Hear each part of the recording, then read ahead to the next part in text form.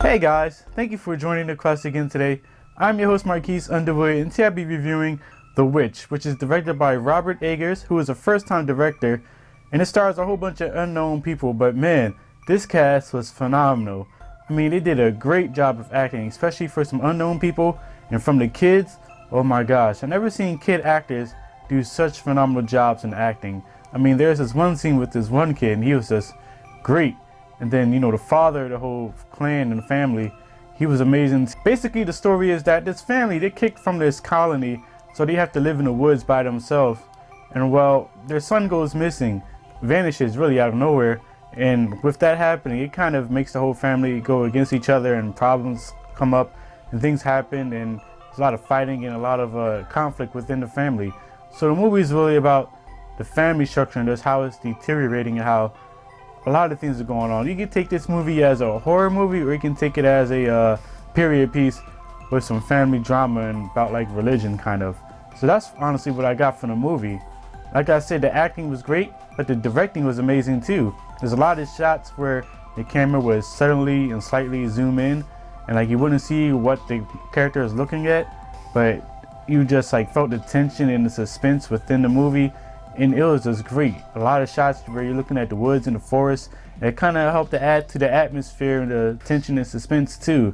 Even like the way the film looks, it's kind of grayish, kind of like The Village, M. Night Shyamalan's film. It's kind of gray like that, but you know, it kind of reflects the whole family's mood and the characters and the whole atmosphere of the movie, honestly. This honestly is probably one of the most scariest movies I've ever seen. I will put this movie in the same category as The Shining, The Exorcist, Halloween, all the great horror movie classics. This will go up there with them. I mean, there's no jump scares in this movie just like those movies, so if you expect that and that's your definition of a horror movie, this is definitely not for you. But man, if you're just into horror movie and more into like the horror that really goes into like, it's kind of based on reality and you kind of can like see this happening in real life, which is kind of what I like, this is definitely for you. My only negatives with the movie really is that it moves kind of slow, so it does take a little while to get into it, and with them speaking some thick, heavy accents while they're speaking like a old English type of thing, they say a lot of words like thy and stuff like that, kind of like how like Shakespeare did. If you can get used to that, I really think you'll like the movie, but it did kind of deteriorate a little bit, but I did get used to it just because you kind of pick up on certain meanings and stuff based on the actions. But overall, I really enjoyed this movie. I gotta give this movie an A+, a 4.7 out of 5. Like I said, this is one of the most scariest movies I've ever seen. It definitely stuck with me. A lot of things still in my head. I would not go around goats no more. It's really got to me, man. It kind of got to the point where I was just kind of crying about how this kind of happened, because like at the end of the story there's like this little quote really, and it kind of says that the dialogue and actions in the movie, they kind of got basically from like documents that were kind of happening around like right before the Salem witch trials era, but there's documents around like the New England period of the 17th century, which is where the film is based. So I mean, that's kind of creepy to know that a lot of like the words and stuff that they were saying was actually written. So that kind of messed with me a little bit, and that just freaked me out. And it kind of pays homage to fairy tales too. There's this one part with this house, and you see this person, and she kind of reminded me of Little Red Riding Hood. I don't know if anybody else picked up on it, but that's what I kind of got from it. And honestly, it's like every year we kind of get a movie like this. You know, last year it was Goodnight Mommy. The year before that it was The Babadook. You know, just like a lot of good horror movies, they just don't get made that much. So when one comes out that you have to see, you just have to go out and understand the feeling that I had while watching this movie. Okay, so if you're still here, I think I'm gonna do like a brief analysis of the movie. Just some quick thoughts, kind of what I got from the movie. Maybe my thoughts are wrong or how I understood it, but I will get into some spoiler territory, so I'll give you 3 seconds.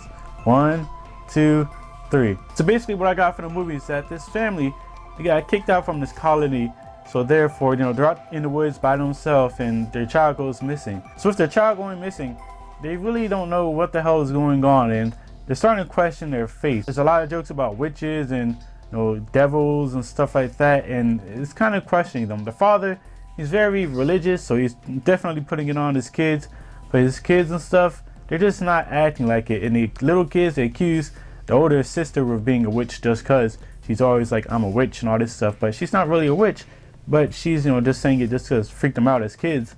And then there's this damn goat who I think is like the devil, basically a symbolism of the devil, just because, you know, just the camera always zooms in on him, and he just, something weird about him, man. Something is just not right with the dude, and we kind of see later on why. So like this girl, she's accused of being a witch, and so the father and her mother, you know, they kind of go against her, and they just, you know, shack her up in some building and stuff.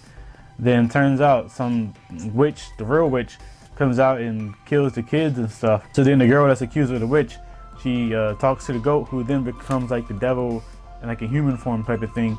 And then, you know, she joins the rest of the people as the witches, who were probably outcast from the village too, and just didn't have no other option but to join the witchcraft, because same thing happened to their families and stuff. So I think honestly that this tale is more of like a movie based on a period piece that just happens to have some supernatural stuff, but it's really about, you know, religion and lack of faith, versus it actually being about this girl's a witch and here's why she does bad things and stuff, you know. So that's honestly my take from the movie. So have you seen The Witch? If you have, comment below and I want to know, what horror movies are you looking forward to seeing later this year? I believe The Conjuring Part 2 comes out later. I know I definitely want to check this out, but I honestly don't think that it will top this movie. But if you're new, like this video, join the quest, hit that subscribe button, and I'm your host Marques Underwood. Have a good one.